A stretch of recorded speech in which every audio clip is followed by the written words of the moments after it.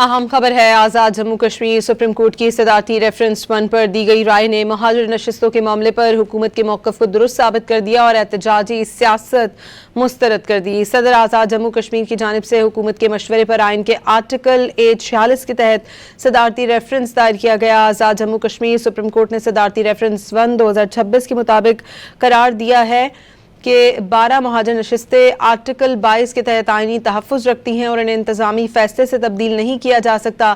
مہاجر نشستوں کی تاریخی بنیاد 1960، 1964 اور 1970 کے قوانین، عبوری آئینی انتظامات، 1974 کے آئین اور 1975 کے ایکٹ سے جڑی ہوئی ہے۔ آزاد جموں کشمیر سپریم کورٹ کے مطابق مہاجر نشستوں میں کسی بھی تبدیلی کے لیے آرٹیکل 33 کے تحت آئینی ترمیم ناگزیر ہے۔ آزاد جموں کشمیر سپریم کورٹ نے قرار دیا کہ آزاد کشمیر میں فیصلہ کن قوت سڑکوں پر احتجاج نہیں بلکہ آئین کی بالادستی ہے۔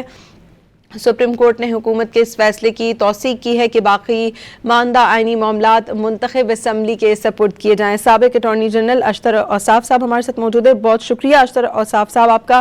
بتائیے گا آزاد جموں کشمیر سپریم کورٹ کی صدارتی ریفرنس 1 پر دی گئی رائے کو آپ کیسے دیکھتے ہیں؟